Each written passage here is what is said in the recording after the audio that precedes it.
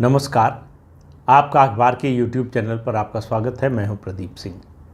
आज रविवार है तो रविवार विशेष का दिन है। तो आज बात करेंगे सूफीज़म और सूफ़ी संतों के बारे में। एक ये जो छलावा है, ये जो भ्रांतिपूर्ण धारणा है कि सूफीज़म जो कट्टर इस्लाम है उससे अलग है। सूफीज़म भारत की जो योग विद्या है उसके आसपास है, योग साधना के आसपास है। हम आप में से बहुत से लोग, हज़ारों लाखों बल्कि कहें करोड़ों की संख्या में ऐसे लोग हैं हिंदू सनातन धर्म को मानने वाले, जो इन मज़ारों पर जाते हैं, इनकी दरगाहों पर जाते हैं। और अजमेर शरीफ का ख्वाजा मोइनुद्दीन चिश्ती की दरगाह जो है उसमें तो जाने वाले हिंदुओं की संख्या मुसलमानों से कई कई गुना ज़्यादा है, बिना ये जाने हुए कि सच्चाई क्या है, बिना ये समझे हुए कि हम कर क्या रहे हैं। सनातन धर्म की आज जो स्थिति है वो ऐसे नहीं हुई है, ये हमारी इग्नोरेंस से और कई मामलों में जानबूझकर उसको नज़रअंदाज करने से, और कुछ मामलों में ये धारणा कि सर्वधर्म समभाव का ये मतलब ये होता है कि जो आपका अहित कर चुके हैं, जो आपकी पुरानी पीढ़ियों को मारने के लिए दोषी हैं, जो बड़े पैमाने पर धर्म परिवर्तन के लिए दोषी हैं, उन सबको हम भूल जाएं और आगे की सोचें। आगे की सोच में क्या है? किसी को माफ़ कर देना एक चीज़ है, लेकिन अपने ऊपर हुए अत्याचार को भूल जाना नए अत्याचार के लिए अपने को तैयार करने जैसा है। वही हम सनातन धर्म के लोग बरसों से सदियों से कर रहे हैं। तो सूफीज़म जो है वो जैसे गंगा जमुनी तहजीब है, एक पाखंड, उसी तरह का सूफीज़म को लेकर भी जो धारणा हिंदुओं के मन में है, मुसलमानों के मन में कोई शक शुबह कहीं से नहीं है, हिंदुओं के मन में धारणा है।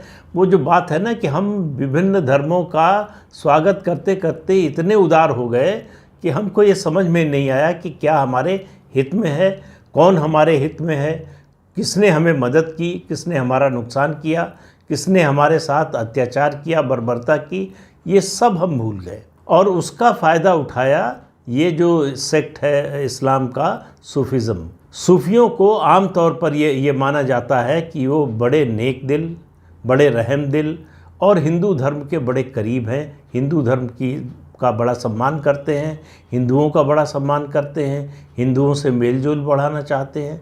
ये सारी धारणाएं गलत हैं पूरी तरह से। अगर इतिहास के पन्ने पलट कर देखें आप तो आपको समझ में आएगा कि हम कितने बड़े भ्रम में बरसों से जी रहे हैं। उनके अंदर जो सनातन धर्म का वैराग्य की भावना है, वैराग्य का भाव है, उसके आसपास होने का एक भ्रम पैदा करके उनकी जो रक्त पिपासा है उसको आम लोगों से छिपाने का वो आवरण है। और सूफ़ी संतों में और सूफीज़म में और इस्लाम के दूसरे जो सेक्ट हैं उनमें कोई अंतर नहीं है। एक ही तरह से सोचते हैं, एक ही तरह से काम करते हैं।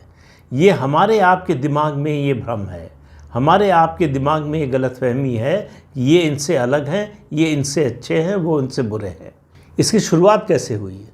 शुरुआत हुई हिंदू किंगडम में, हिंदू साम्राज्य में इनकी घुसपैठ के साथ। ये गुजरात के चालुक्य किंगडम में जो है आए सबसे पहले, और गुजरात के तटीय इलाकों से हिंदुस्तान के बाहर के जो इस्लामी राज्य थे, इस्लामी सल्तनत थी, उनको यहाँ की खुफिया सूचना भेजते थे। और इनको इस सूचना के आधार पर इस बात का इंतज़ार रहता था कि कब मुस्लिम जो राजा हैं, मुस्लिम जो सुल्तान हैं, वो भारत पर आक्रमण करें। ये एक तरह से जो इस्लामी राज्य थे उनके जासूस का काम करते थे, सूचनाएं देने का, सामरिक सूचनाएं और दूसरी तरह की सूचनाएं, कहाँ रेजिस्टेंस हो सकता है, कहाँ नहीं हो सकता है, कहाँ आसानी होगी, किस तरफ से आना चाहिए, ये सब जानकारी वहाँ उपलब्ध कराई जाती थी। और इनमें से बहुत से लोग थे जो मुस्लिम किंगडम में जो भी सुल्तान थे, जो भी बादशाह थे, राजा थे, जो भी थे, उनके सलाहकार मंडली तक इनकी पहुंच थी। तो इसलिए वो राज्य की नीति निर्धारण में बड़ी भूमिका निभाते थे। तो वो सिंहासन के पीछे की ताकत बन चुके थे, इसलिए उनका असर जो है हिंदुस्तान से जो खबरें आती थीं उसको लेकर भी ज़्यादा होता था। और इन्हीं सूफ़ी संतों के जरिए 14वीं से 18वीं शताब्दी यानी 14 से 18 सेंचुरी के बीच में देश भर में, पूरे हिंदुस्तान में मदरसे खोले गए बड़े पैमाने पर, ख़ास तौर से दक्षिण भारत में भी।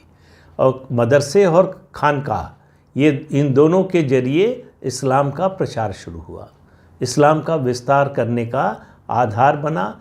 सूफ़ी संत यहीं से अपने संदेश देते थे, यहीं से लिखते थे, यहीं से अपनी प्रचार सामग्री का प्रसारण करते थे। तो ये केंद्र उनके इस्लाम के प्रचार का एक जरिया बन गए, एक अड्डा बन गए। हिंदुओं को ये गलतफहमी हो गई कि ये जो संप्रदाय है, ख़ास तौर से चिश्ती संप्रदाय, वो हिंदुओं के ज़्यादा करीब है, हिंदू जो आध्यात्मिकता है उसके करीब है, उससे उसका जुड़ाव है। और सूफ़ी संगीत ने इसको और इस आवरण को बनाए रखने में और ज़्यादा मदद की। इस्लाम में संगीत को हराम माना जाता है, लेकिन सूफ़ी संत जो है वो संगीत में यकीन करते हैं। ये जो अजमेर शरीफ की दरगाह है, जिस पर हिंदू सालाना रूप से, बहुत से हिंदू हैं, हज़ारों लाखों की संख्या में, जो हर साल चादर चढ़ाने जाते हैं वहाँ, उनको पता नहीं है कि ये जो मोइनुद्दीन चिश्ती है, जिनकी दरगाह है, ये हिंदुओं और मुसलमानों के बीच में विवाद की शुरुआत इनके समय हुई। इन्होंने शुरू किया।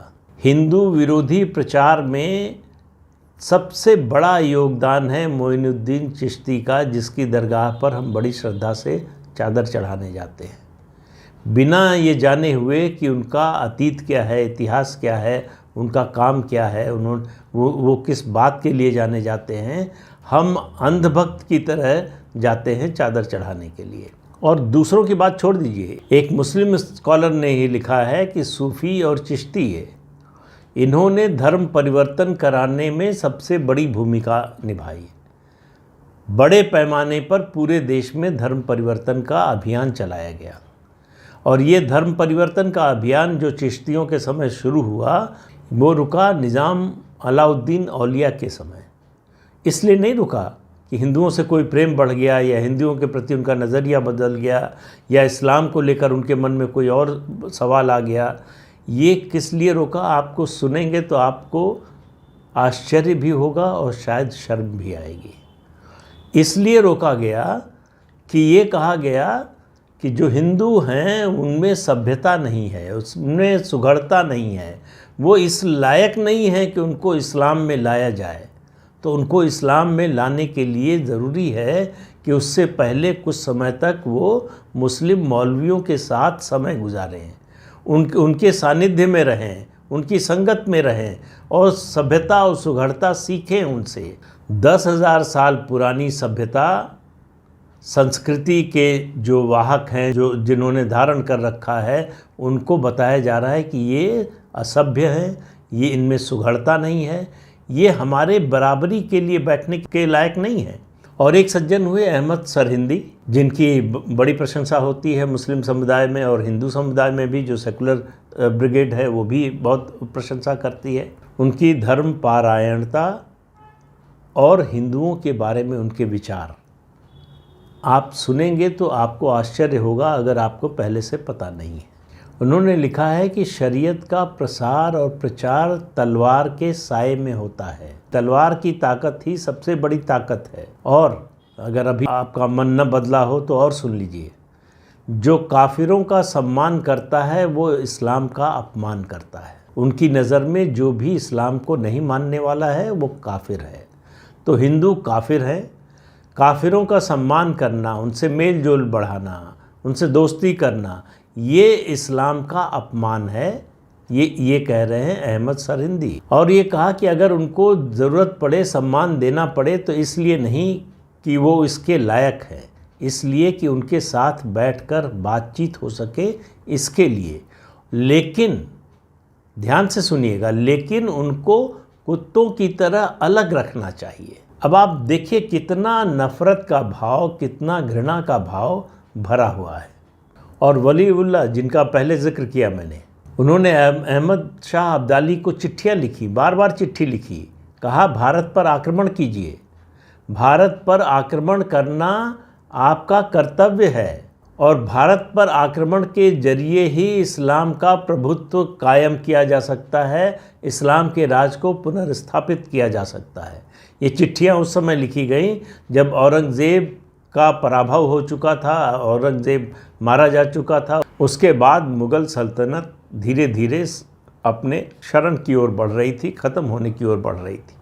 ऐसे समय में ये सूफ़ी संत, ये सूफ़ीज़म के मानने वाले, ये अहमद शाह अब्दाली को निमंत्रण दे रहे थे कि आओ और भारत पर आक्रमण करो और इस्लाम का राज स्थापित करो। तो जब भी आप देश में कहीं भी किसी मज़ार पर, किसी दरगाह पर जाएं, तो ज़रा पता कर लें कि ये कौन थे, किसकी दरगाह है, किसकी मज़ार है, इनका अतीत क्या है, इनका इतिहास क्या है, इन्होंने अपने जीवन में किया क्या है। आँख बंद करके, मैं ये नहीं कह रहा हूँ कि आप दूसरे धर्मों का अपमान कीजिए, आप दूसरे धर्मों को जो है हेय दृष्टि से देखिए या हिकारत की नज़र से देखिए, सभी धर्मों का सम्मान कीजिए। लेकिन अगर आप सनातन धर्म के मानने वाले हैं तो आपसे ज़्यादा सुघड़ और सुसंस्कृत और सभ्य कोई नहीं है।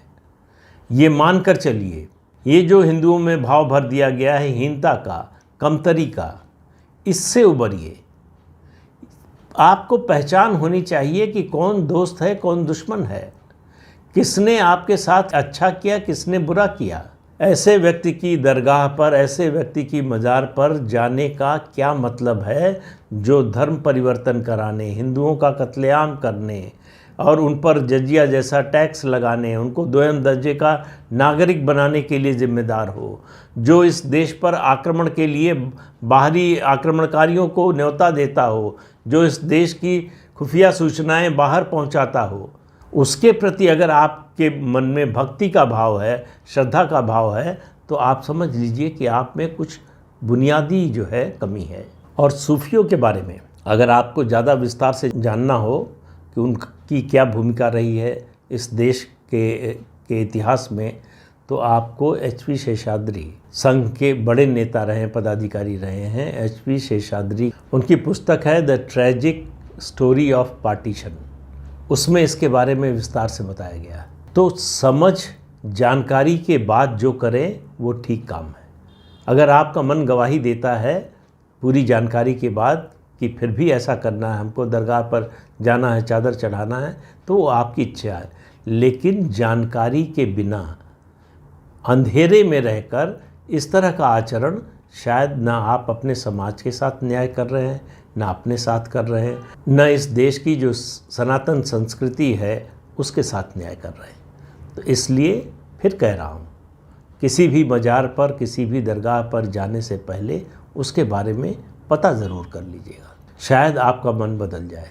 तो आज के अंक में इतना ही, अगले अंक में फिर मिलेंगे किसी नए मुद्दे के साथ। तब तक के लिए इजाज़त दीजिए। आपसे अनुरोध है कि चैनल देखिए, शेयर कीजिए, लाइक कीजिए और सब्सक्राइब ज़रूर कीजिए। नमस्कार।